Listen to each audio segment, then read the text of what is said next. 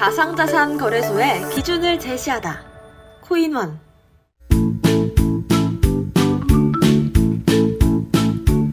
글로벌 코인 동향, 생생한 글로벌 이슈를 알려드립니다. 안녕하세요. 코인 여왕 문다연입니다.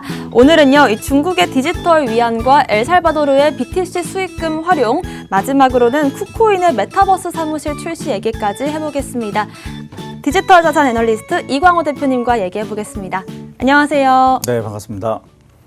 네, 당신이 잠든 사이 글로벌에선 어떤 일들이 벌어지고 있을까요? 바로 첫 번째 기사로 확인해 보겠습니다. 10% of China's population have opened digital yuan wallets per PBOC official. 중국 인구의 10%가 중국 인민은행에 디지털 위안 지갑을 오픈했습니다.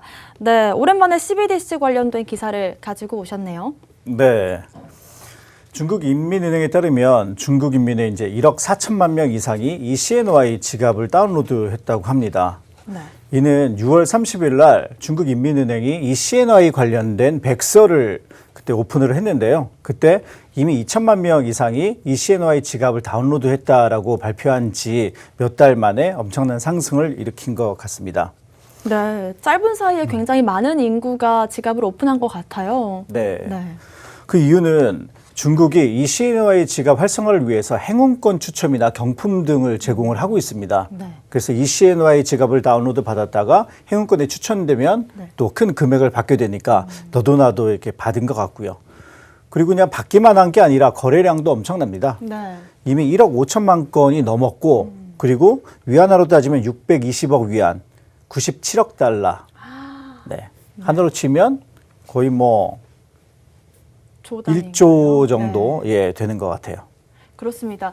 이렇게 좀 행운권이라는 걸 언급해 주셨는데 정확히 이게 뭐 돈을 준다는 걸까요? CBDC요? 네, 예, 예. 네. 그 지갑을 다운받았을 때 이렇게 로또처럼 네. 그 특정 사람들이 그 지정되면서 그 네. 사람들한테 좀 이 CNY를 주는 방식으로 이 행운권을 지급하고 있습니다. 네, 사실상 CBDC 중에서도 중국의 이 디지털 위안화가 가장 먼저 상용화될 것이다 이런 전망들이 나오고 있는데 그 예상이 좀 맞을 수도 있겠다 이런 생각이 들어요.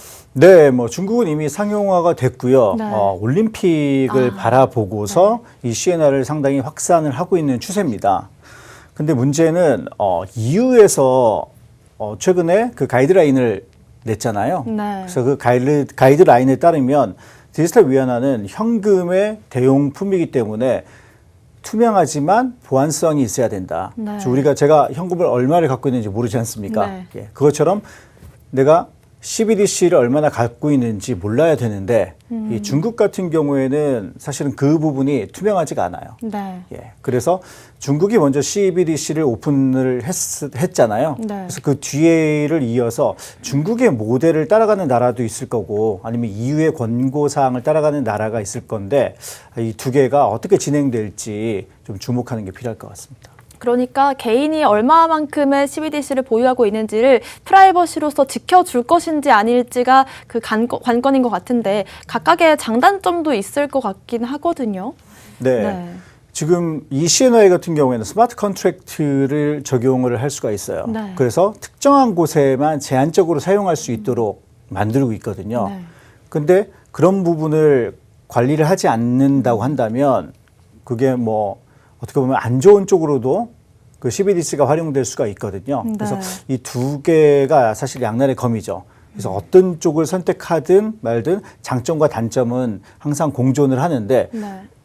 민주주의 국가에서는 그래도 뭐 사회주의 국가와 좀 다르게 EU의 권고안을 많이 따를 것 같고요. 네. 그리고 뭐 사회주의 국가, 그러니까 중국과 뭐 쿠바 같은 데는 네. 이 뭐 중국 모형을 좀 따를 것으로 예측되고 있습니다. 그렇습니다. 이 좀 사람들을 좀 통제하려는 어떤 이 자금을 좀 확실히 관리하려는 의도가 있지 않을까 싶기도 한데 다른 나라들의 지금 CBDC 진행 상황은 좀 어떤가요? 네, 지금 심지어 뭐 미국조차도 네. CBDC를 발행해야 되느냐 안 되느냐 그 얘기가 이제 많이 나오고 네. 있고요. 그리고 저희가 몇 주 전에 다뤘듯이 EU 같은 경우에는 한 8개국 중앙은행 네. 그 총재들이 재무장관들이 만나서 CBDC에 관한 가이드라인까지 나온 상황입니다. 네. 그리고 최근에 에릭 아담스라는 분이 뉴욕 시장으로 당선이 됐는데 그분이 뉴욕을 비트코인 친화적인 주로 만들겠다라고 얘기를 했고요. 그래서 최근에 내가 시장이 된 다음에 첫 번째 세 번의 월급은 BTC로 받겠다. 이렇게도 얘기를 했습니다. 네, 어제자 기사로서 이제 공약으로서 세 달까지는 세 달까지 비트코인으로 이제 월급을 주겠다라는 얘기를 어제 하더라고요. 네. 일단 확실히 중국의 위안화가 이 디지털 위안화가 빠르게 나오면서 다른 나라들도 조금 그 속도가 붙을 것 같은데 어떻게 보시나요? 네, 저도 뭐 그렇게 생각하고 있고요. 특히나 중국이 메이투안이라고 배달 앱이 있어요. 네. 그래서 배달 앱과 파트너십을 체결을 했고, 그래서 주요 도시에 있는 사람들을 공략하기 시작했습니다. 여기서 생각해야 될 게 우리가 배달 앱의 가맹점 입장에서는 현재 신용카드로 결제를 하면 또 배달앱 수수료와 또 가맹점 신용카드 수수료를 같이 나가잖아요. 근데 이게 이제 CBDC가 되면 신용카드 수수료를 줄 필요가 없기 때문에 많은 가맹점들이 이 CBDC를 환영을 할 겁니다. 네. 그게 또 우리나라로 또 넘어왔을 때도 생각을 할 필요가 있어요. 그럼 신용카드 업체 입장에서는 상당히 위기죠. 네. 그래서 이 신용카드 업체가 어떻게 CBDC와 상호 경쟁을 하거나 아니면 협력을 하면서 이 사업을 이끌어내야 될지 좀 고민이 깊어질 수 있을 것 같습니다. 네. 이 기사에서 좀 더 짚어보면 좋을 내용들이 있다면요? 네. 이 CBDC가 이제 도입이 되는데 우리가 식당에 갔을 때 네. 주변을 봤을 때 손님이 없으면 안 들어가잖아요. 네. 근데 손님이 한두 명이라도 있으면은 좀 들어가기 마련이거든요. 근데 지금까지 CBDC 말만 나왔지 실질적으로 활용되는 곳이 거의 없었는데 이제 중국에서 이미 1억 4천만 명이 CBDC를 가지고 1조에 달하는 거래량을 기록했다는 것을 봤을 때 이제 한두 국가들이 점점 이 CBDC에 좀 참여를 해서 CBDC가 현금과 함께 사용되는 날이 멀지 않았다라고 생각을 하고요. 이때 암호화폐는 그럼 어떤 관계냐? 네. 우리가 현금을 쓸 때도 마일리지를 사용하지 않습니까? 네. 그것처럼 CBDC를 사용해도 또 다른 토큰들을 활용될 확률이 상당히 많습니다. 그렇기 때문에 이 CBDC와 이 암호화폐가 경쟁 관계가 아니라 상호 같은 생태계 안에 있다라는 부분을 좀 명확히 이해하실 필요가 있을 것 같습니다. 네, 확실히 CBDC와 암호화폐 시장이 좀 공존하는 그런 장세로 나아갈 것 같습니다. 두 번째 이슈도 살펴보겠습니다. 엘살바도르 관련된 기사인데요. El Salvador to build 20 Bitcoin schools with surplus from Bitcoin Trust. 엘살바도르가 BTC 수익금으로 비트코인 스쿨 20곳을 만들었습니다. 이 기사를 보고 좀 감동적이다 이런 생각이 드셨다고요? 네. 예. 제가 이제 감동적이라고 얘기한 부분은 이 토큰을 사용할 때 우리 한국은 대부분 은행 계좌를 갖고 있습니다. 네. 근데 중남미라든지 중앙아시아 그쪽은 계좌가 없는 데가 되게 많아요. 어느 정도 신용이 있어야지 은행 뱅크 어카운트를 오픈해 주거든요. 그런데 이 비트코인 지갑은 누구나 다운로드를 받을 수가 있어요. 그래서 이 소외되어 있는 금융 생태계에 소외되어 있는 사람들이 이 다시금 금융 생태계에 들어갈 수 있는 기회가 제공된 부분이 저는 상당히 감동적이라고 생각을 했습니다. 네. 사실 엘살바도르 같은 경우에 이제 비트코인을 최초의 법정 화폐로 채택한 국가인데 좀 잘 쓰이고 있나 이런 생각이 들거든요. 어떤가요, 지금 상황이? 네, 초창기에는 상당히 그 챌린지를 많이 받았고 네. 심지어 엘살바도르 이제 대통령 궁 앞에서 네. 사람들이 데모를 하기도 했어요. 네. 그러니까 말도 많고 사실 탈도 많았죠. 근데 다행인 거는 그 채택한 이후에 비트코인 가격이 떨어졌으면 네. 더 많은 그 공격을 당했을 텐데 다행히 비트코인 가격이 좀 올랐습니다. 네. 그래서 엘살바도르가 최근에 또 비트코인을 구매를 해서 다 합쳐갖고 한 1,000개가 넘는 비트코인을 가지고 있는데요. 수익은 이미 1,200만 불 정도 그 이익이 났다고 해요. 네. 그래서 평균 구매가가 이제 53,000불 정도 되는데, 그래서 현재 1,120개의 BTC를 가지고 있으니까 네. 남는 이익 잉여금을 가지고서 학교를 만들겠다 이렇게 얘기를 한 거예요. 네. 근데 세금을 써서 학교 BTC 이 학교가 그냥 학교가 아니라 마이 뉴스쿨 프로젝트라고 해서 네. 한 400개 정도의 학교를 만드는 거의 일환인 거고 이 학교를 통해서 사람들에게 암호화폐와 관련된 거를 또 교육을 한다고 합니다. 네. 그래서 세금으로 만들면 그 챌린지가 더 컸을 텐데 네. 잉여금으로 만든다고 하니까 네. 그런 부분이 좀 사람들의 저항을 좀 감소시키는데 이게 일조를 하는 것 같아요. 네, 지금은 그때 당시 53,000불보다 수익이 낮지만 사실 그거보다 좀 더 아래로 내려갔던 적도 있었거든요. 네. 또 우려스럽기도 했는데 다행이다 이런 생각도 들고 이렇게 수익이 난 거를 또 다시 좋은 의미로 좀 쓰인다는 것도 굉장히 인상 깊은 것 같아요. 네, 맞습니다. 뭐 수익만으로 이 400개 학교를 다 만들 수는 없잖아요. 네. 그래서 뭐 중앙아시아, 그러니까 중앙아메리카 경제통합은행에서 네. 이미 2억 달러 정도 자금을 조달받았어요. 그리고 이 학교에서는 그러면 이제 암호화폐 관련된 교육을 받을 수 있는 걸까요? 그러니까 암호화폐 관련된 교육뿐만 아니라 다른 것도 받는데 네. 이미 엘살바도르 입장에서는 BTC가 법정화폐이기 때문에 이 BTC를 사용하는 방법 네. 그리고 뭐 블록체인의 기본 뭐 그런 거는 기본적으로 좀 가르치지 않을까라고 생각을 합니다. 네, 이렇게 개도국들에서 금융 소외층에게 좀 더 이제 눈을 돌린다는 게 굉장히 의미가 있는 것 같은데 또 다른 개도국들에서도 이런 식으로 좀 법정화폐로 비트코인을 채택을 하기도 하고 교육도 많이 하겠다 이런 생각이 들어요. 네, 지금 뭐 중앙아메리카 쪽에 있는 아르헨티나라든지 뭐 그런 나라들에서 계속해서 법정화폐, 그러니까 법정화폐로 만드는 거 외에 좀 합법화시키는 방안이 계속해서 나오고 있고요. 우루과이도 많이 참여를 하고 있습니다. 근데 요게 우리가 왜 이런 짓을 하지라고 생각하실 분도 있을 텐데 그 인도나 중앙아메리카 그런 쪽에 보시면 정말 국가에 등록되어 있지 않은 사람도 많이 있어요. 네. 아예 그냥 그러면 주민등록번호 같은 주민등록증이 게 없는 없는 거죠? 사람도 많이 있다라는 거죠. 그러니까 그런 사람들은 당연히 어떤 금융 경제라는 그런 시스템에 들어갈 수가 없죠. 네. 계속해서 일만을 하는 거예요.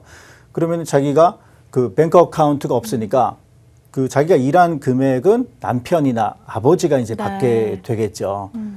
근데 이런 암호화폐 시장이 많이 넓혀지다 보면 그런 사람도 직접적으로 자기 돈은 자기가 또 받을 수 있기 때문에 그런 사람들이 이제 삶이 좀 더 윤택해질 수 있는 그런 계기가 되지 않을까 생각을 합니다. 은행 계좌를 만들 수 없던 사람도 비트코인 지갑 같은 거는 쉽게 만들 수 있기 때문에 그런 부분들이 좀 해소가 되는 것 같습니다. 네, 맞습니다. 또 짚어보면 좋을 내용들이 있을까요? 네, 우리도 뭐 계속해서 세금을 많이 걷지 않습니까? 네. 우리나라도 세금을 많이 걷는데 국민의 세금을 통해서만 어떤 일을 하는 게 아니라 뭐 국가가 투자한 이 비트코인에서 나온 이익을 가지고서 어떤 좋은 좀 사회 활동을 하는 거를 봤을 때 이게 상당히 어떻게 보면은 그런 개발도상국들에게는 모범적인 사례가 되지 않을까라고 생각을 합니다. 네. 그렇습니다. 바로 또 세 번째 이슈로 넘어가 보겠습니다. 쿠코인 launches virtual office in the Blocktopia Metaverse. 쿠코인이 블록토피아 메타버스에서 가상 사무실을 만들었습니다. 일단 메타버스 관련된 기사인 것 같은데 쿠코인과 블록토피아는 조금 생소하거든요. 네. 네. 이 쿠코인도 사실 유명한 거래소예요. 네. 그래서 암호화폐 거래를 많이 하신 분들은 일단은 거래소 계정이 많이 있습니다. 저도 막 10개가 넘거든요. 그래서 쿠코인도 고객 한 1,000만 명 정도 가지고 있는 좀 중국계 거래소라고 볼 수가 있어요. 네. 그래서 쿠코인이 최근에 블록토피아에 가상 오피스를 만들겠다, 만들었다 이런 기사를 냈는데요. 네. 이 가상 오피스 내에서 뭔가 그 가구들도 이렇게 좀 배치하고 꾸미고 그리고 그 거래를 하기로 들어온 사람들 간에 뭐 대화도 할 수 있는 그런 환경을 만들겠다 이렇게 얘기를 했습니다. 그러니까 우리가 지금 쓰고 있는 사무실을 메타버스 공간 상에서 만들었다는 거겠죠. 블록토피아라는 곳도 사실 저는 조금 생소하기도 한데 어떤 데인가요? 네. 블록토피아는 탈중앙화 메타버스라고 볼 수가 있습니다. 네. 우리가 메타버스가 최근에 이제 뭐 페이스북이 메타로 이름을 바꿨잖아요. 네. 근데 블록체인이 처음 나왔을 때는 탈중앙화인데 거래소는 또 중앙화 거래소가 상당히 유명해요.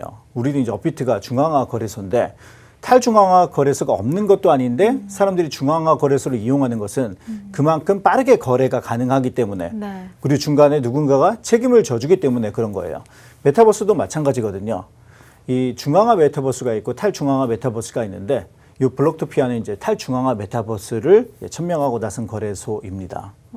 그렇다면 저희가 이 메타버스를 좀 투자하고 싶은 분들이 사실 어떻게 하는지 몰라서 어려워하시는 부분들이 많거든요.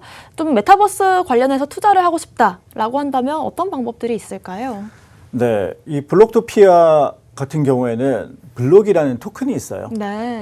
그 토큰을 구매를 해서 그 메타버스 안에서 이제 토지를 또 네. 구매를 할 수가 있습니다. 이런 식으로 투자가 가능해요.